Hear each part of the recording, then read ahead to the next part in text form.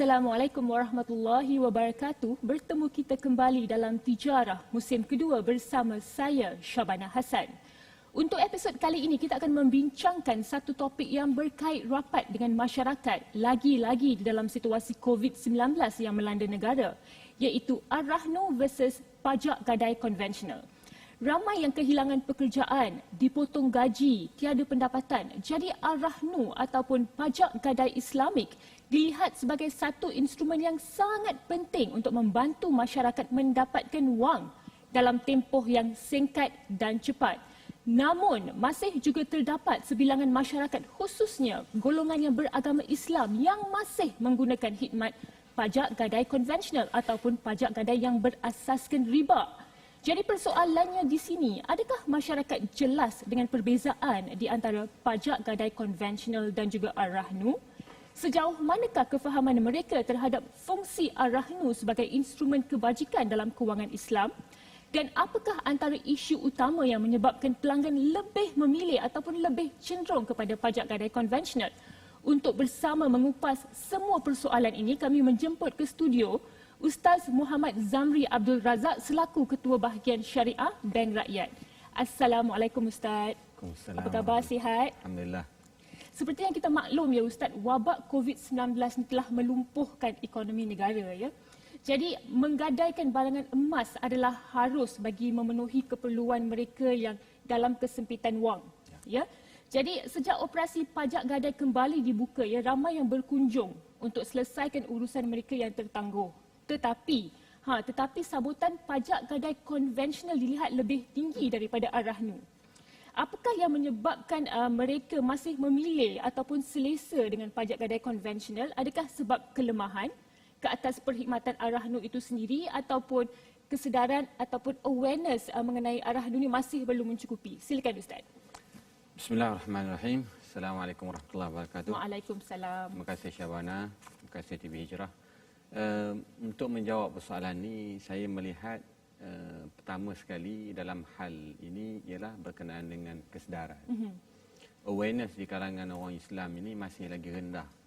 Mereka melihat pajak gadai itu hanyalah sebagai kaedah untuk mendapatkan liquidity saja, kecairan saja. Tak lebih daripada itu bagi sesetengah golongan. Tapi yang mengambil berat, mereka pasti akan memilih untuk berurusan dengan Ar-Rahnu. Dalam kes kita tengok hari ini ialah golongan ini golongan yang kadang-kala tak mengambil berat soal kemudahan Islami ataupun tidak, pajak gadai Islam ataupun konvensional. Pada mereka perlu kepada liquidity.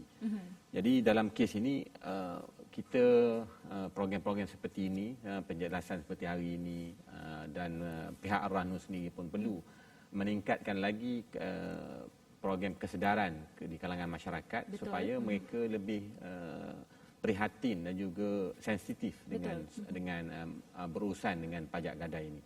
Sebab pajak gadai dari sudut Islamik dan konvensional itu, kalau kita lihat secara lebih detail, Islamik itu banyak kelebihan-kelebihannya yang bakal diperolehi sama ada kepada pelanggan, pastinya juga kepada operator Ar-Rahnu itu sendiri. Jadi awareness ini belum mencapai tahap yang sepatutnya. Perlu kepada peningkatan, perlu kepada penjelasan, perlu kepada gerak gempur di kalangan masyarakat. Mungkin pihak-pihak masjid boleh berperanan, pihak-pihak surau, jabatan-jabatan agama boleh berperanan, menggabungkan usaha dengan pihak-pihak institusi kewangan untuk menjelaskan perkara ini kepada masyarakat. Kerana apa? Kerana ini melibatkan soal riba dan tidak riba yang pasti akan membawa kepada halal dan haram. Betul. Ya. Jadi saya boleh simpulkan di sini ya Ustaz ya, ramai yang masih belum lagi sedar sepenuhnya fungsi Ar-Rahnu sebagai pajak gadai Islamik yang tidak mengamalkan riba. Jadi lebih banyak fokus ya harus diberikan kepada promosi dan juga pemasaran Ar-Rahnu ya Ustaz ya. Jadi pada masa yang sama ya Ustaz, saya juga pasti ada di antara mereka yang berpendapat ya, pergi ke pajak gadai konvensional yang mengamalkan riba ini adalah satu perkara yang biasa, satu perkara yang normal. Namun dalam Islam, Allah memusnahkan orang yang terlibat dengan riba ini, Ustaz. Jadi secara ringkas ya, apa hukumnya bagi mereka yang masih lagi memilih untuk pergi ke pajak gadai konvensional dan bukan ke Ar-Rahnu? Kalau mereka pergi itu kerana mereka sedar bahawa itu adalah sesuatu yang ditegah, maka termasuk dalam golongan yang disebut oleh Syabana tadi, yang di mana golongan yang diisytiharkan perang oleh Allah Subhanahu Wa Taala. Fa'dzanu biharbin minallahi wa rasulih. Tapi kalau mereka pergi dalam keadaan jahil, maka mereka perlu berusaha untuk memahami keadaan ini, memahami situasi ini supaya mereka tidak terjumus dalam perkara-perkara yang haram. Jadi kita sebagai seorang Muslim, hal berkenaan dengan urusan harian ini perlu kita ambil berat. Sebab dalam kehidupan kita ni, kita tak boleh lari daripada soal halal dan haram. Kalau tidak halal, dia jadi haram. Kalau tidak haram, dia jadi harus halal maksudnya. Jadi dua perkara ni kita kena ambil berat. Begitu juga dalam balik kepada soal Ar-Rahnu ataupun pajak gadai ini. Ini adalah satu perkara yang mesti diambil peduli oleh orang Islam, bahawa mereka tidak boleh terlibat dengan pajak gadai konvensional kerana itu adalah sesuatu yang jelas bertentangan dengan hukum syarak, jelas bertentangan dengan prinsip-prinsip yang tegah, iaitu terlibat dengan riba dan sebagainya. Betul. Dan apa yang saya boleh tekankan juga di sini ya Ustaz ya, riba ini termasuk dalam 7 dosa besar bagi umat Islam ya, dan bukan itu sahaja. 4 golongan manusia yang tidak akan masukkan di syurga, iaitu peminum arak, pemakan harta anak yatim, pemakan harta anak yatim, penderhaka kepada kedua ibu bapa dan juga pemakan riba. Jadi betapa besarnya dosa riba itu sendiri ya Ustaz ya. Baiklah, kita akan berehat seketika dan selepas kembali kita akan bertanyakan mengenai perkhidmatan yang ditawarkan oleh Ar-Rahnu. Jadi jangan ke mana-mana.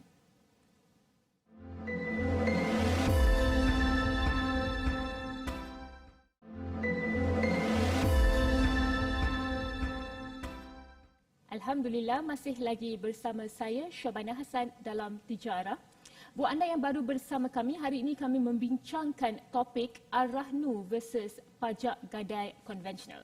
Baik Ustaz, selain daripada riba ya yang ada di dalam pajak gadai konvensional, apa lagi yang membezakan di antara pajak gadai konvensional dan juga Ar-Rahnu, dan pada masa yang sama ya mungkin Ustaz juga boleh terangkan perkhidmatan khusus yang pelanggan boleh dapat hanya di Ar-Rahnu sahaja dan mereka tidak boleh mendapati perkhidmatan ini di pajak gadai konvensional. Silakan. Biasanya kalau pelanggan datang ke Ar-Rahnu, pertama sekali pelanggan akan barang yang hendak digadai, dalam kes ni emas yang nak digadai itu akan dipastikan, akan dicek melalui proses, kita ada mesin gitu untuk memastikan ketulinan. Kadang-kadang pembeli pun tak perasan apa yang ada isi dalam emas dia tu. Mungkin sesuatu benda lain. Dia apabila dia datang itu, pihak Ar-Rahnu akan cek pastikan bahawa ketulinan barangan. Dan ini secara tidak langsung adalah servis yang diperolehi oleh customer secara percuma, selain daripada dia dapat wang yang dia nak pinjam daripada Ar-Rahnu, kemudian dia gadaikan emas sebagai cagaran kepada pihak Ar-Rahnu. Selain daripada itu, consultation yang diberi secara percuma, communication dengan customer, contact dengan customer itu penting. Kadang-kadang kita dalam waktu sama kita educate customer, kita memberi pendedahan kepada customer, pengajaran, pendidikan secara tidak langsung kepada customer. Ini biasanya dapat diperoleh di Ar-Rahnu. Dan itu penting. Itu salah satu daripada cara bagaimana kita nak mengenali customer kita. Yang salah satu daripada KYC yang ditekankan oleh pihak berwajib. Kita juga lihat dalam kes Ar-Rahnu ni banyak customer yang datang. Dia, kalau kita lihat tadi, macam Syabana tengok soalan kedua tadi kan, yang dia orang datang ni, kenapa dia pergi konvensional selain daripada dia fokus kepada Islamik saja, dia tak pergi kepada Islamik. Kadang perception orang kita, khususnya orang Islam di luar bandar dan golongan yang memerlukan yang kadang-kadang yang menggadai kerana terdesak, bukan menggadai kerana perlu kepada kecairan. Golongan ni kadang-kadang dia kata kalau pergi dekat bergadai ni satu benda yang aib. Jadi pergi senyap-senyap dekat konvensional tak malu, sebab konvensional yang kedai itu bukan Islam yang jaga. Tapi kalau pergi dekat Islamik, satu benda yang mengaibkan. Betul. Dalam ni kita kena perbetulkan perception tadi, sebab tu saya katakan awareness tadi kena dipertingkatkan.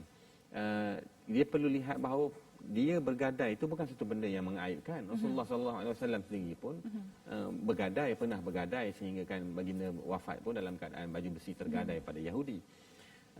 Bergadai itu bukan satu kesalahan.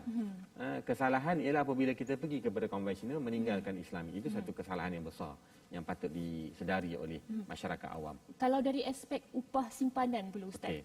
Kalau tengok dari sudut aspek upah simpan, kalau kita buat compare apple to apple, yang Islamik jauh lebih baik. Jauh lebih baik sebab kita lihat yang Islamik upahnya memang rendah. Kemudian dia kelebihannya ialah customer tu boleh kalau berlaku apa-apa ke atas pinjaman, katakanlah dia tak mampu nak bayar, na'udzubillah suatu hari dia tak boleh nak bayar. Dia gadai dulu nilai barangan dia kata RM10,000. Dia ambil mungkin dalam RM7,000 sahaja. 70%. Apabila dia gadai, barangan tu mungkin laku dengan harga RM10,000 ataupun waktu dia gadai tu waktu lelong itu emas lebih tinggi. So bank hanya akan ambil, Ar-Rahnu hanya akan ambil jumlah yang terhutang sahaja. Yang selebihnya itu akan dipulangkan kepada customer. Dan dia akan dapat, memang tak ada hak pun dari sudut Islamik pun, bank ataupun Ar-Rahnu tidak boleh mengambil jumlah yang melebihi hutang yang ada pada mereka. Dan satu lagi mungkin saya nak tekankan di sini ya Ustaz ya, sistem gadaian Ar-Rahnu itu sendiri ia berkonsepkan amal jariah ya dan membantu bagi individu yang memerlukan dan tidak ada unsur riba ataupun penindasan di situ ya Ustaz ya. Okey, saya ada dua soalan yang agak menarik di sini. Okey, satu mengenai lelongan barang kemas itu sendiri dan satu lagi mengenai surat Ar-Rahnu. Ada yang berpendapat jika kita berurusan dengan Ar-Rahnu, barang kemas yang tidak ditebus tidak akan dilelong seperti yang berlaku di pajak gadai konvensional. Dan yang kedua pula, bolehkah pelanggan itu menjual surat pajak gadai kepada kedai emas atau pihak ketiga jika mereka tidak mampu untuk menebus emas tersebut? Okay. Adakah perkara ini diharuskan dalam Islam Ustaz? Okay, yang pertama dalam kes tidak ditebus. Kalau tidak ditebus, tempoh gadaian dah habis, bank biasanya Ar-Rahnu akan buat reminder sampai 3 kali reminder. Tempoh dah habis, tapi reminder pertama, reminder kedua, peringatan kedua, ketiga, selepas tu barulah akan dilelong. Dilelong, kemudian ditakdirkan barangan itu terjual. Bank akan ambil hutang, jumlah hutang sahaja, hutang yang berbaki. Hutang yang berbaki, selebihnya akan dipulang kepada customer. So customer akan dapat kalau dia Dan perkara ini tidak dilakukan dalam pajak gadai konvensional. Pajak gadai konvensional dia dapat habis semua. Semua dia yang ambil. Okey. Kemudian dalam kes surat gadai emas tadi, surat gadaian tadi, ini ramai orang tak sedar sebenarnya apabila dia menjual surat gadaian, dia akan jual jumlah yang lebih rendah daripada nilai emas yang ada pada surat gadaian tersebut. Jadi orang yang membeli tu biasanya dia mengharapkan apabila dia pergi tebus emas dia dapat emas, kemudian dia jual emas, dia dapat jumlah yang lebih tinggi daripada jumlah yang dia beli surat gadaian. Sebenarnya transaksi ini adalah transaksi riba. Jadi saya berpesan kepada orang awam, kalau nak buat benda ni, dia sepatutnya pinjam duit, pergi tebus emas, kemudian dijual emas itu, kemudian bayarlah hutang kepada pemberi hutang tadi. Itu jalan yang terbaik. Katakanlah kalau dia nak bagi juga duit lebih, itu dia bagi hibah kepada orang yang beri hutang tu, dia dapat sebahagian kecil, kemudian dia dapat mengelakkan diri daripada riba, dan waktu sama mungkin dia boleh bantu dengan memberi hibah kepada orang pemberi hutang tadi. Dan hibah tu tak perlu tertulis dalam kontrak jual beli tadi, gadaian tadilah. Jadi boleh saya katakan di sini ya Ustaz, menjual surat pajak gadai Ar-Rahnu ni kepada kedai emas ataupun pihak ketiga tidak digalakkanlah dan tidak dibenarkan dalam syariah. Tidak dibenarkan. Kecuali dia jual dengan harga emas. Harga emas pada gadaian tadi. Sendiri, ya. Okey, barang yang tidak satu lagi, barang yang tidak ditebus itu akan dilelong, bukannya tak dilelong. Dia akan dilelong, cuma yang bagusnya di Ar-Rahnu ini, lebihan dari nilai barang itu akan dipulangkan kepada pelanggan. Dan tidak seperti pajak gadai konvensional di mana semuanya akan diambil oleh pajak gadai itu sendiri. Baiklah, okey, kita akan berehat seketika, jangan ke mana-mana, kita akan kembali lagi sebentar sahaja lagi.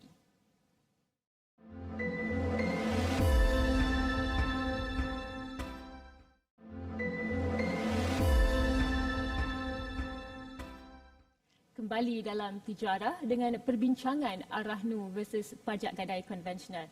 Kita telah pun mendengar tadi perbezaan di antara Ar-Rahnu dan pajak gadai konvensional dan juga kelebihan yang ada di dalam Ar-Rahnu yang tidak boleh didapati di dalam pajak gadai konvensional. Tetapi satu lagi soalan yang penting yang harus saya tanyakan di sini ya Ustaz ya, mengenai persepsi masyarakat itu sendiri mengenai pajak gadai. Ramai ya bila mendengar pajak gadai atau melihat orang pergi ke pajak gadai, mereka akan terus berfikir, oh orang tu pasti terdesak, tak ada duit ataupun di dalam kesempitan. Jadi disebabkan malu ya dan ingin menjaga air muka, ramai yang memilih untuk tidak pergi ke Ar-Rahnu kerana mereka takut terserempak dengan orang yang mereka kenal. Jadi sebagai alternatif, mereka akan pergi ke pajak gadai konvensional kerana mereka masih lagi memerlukan wang ni Ustaz. Jadi bagaimana ya Ustaz kita boleh memperbetulkan persepsi mengenai pajak gadai Islami ini dan sekaligus kita akan membantu masyarakat untuk tidak terlibat dengan riba? Okay. Pertama, seperti yang saya sebut tadilah, orang yang pergi ke pajak gadai ni, pajak gadai Islam ni, Ar-Rahnu ni, bukanlah satu perkara yang mengaibkan. Bahkan saya ramai kenalan, kawan-kawan saya yang buat bisnes, mereka jadikan pajak gadai ini salah satu kaedah untuk mendapatkan kecairan yang cepat. Sebab dia katakanlah dia ada emas, 1 kilo emas, dia perlu kepada katakanlah nilai, dia perlu kata RM100,000, nilai emas katalah sekarang kata RM200,000 lebih. Dia pergi, dia ambil 50% saja daripada nilai emas. Dalam masa setengah jam hingga ke 40 minit dia dah dapat likuiditi tadi, kecairan tadi RM100,000 untuk nak gunakan keperluan bisnes dia. Kalau kita tengok di pasar-pasar, kenapa Ar-Rahnu banyak dekat pasar-pasar kan?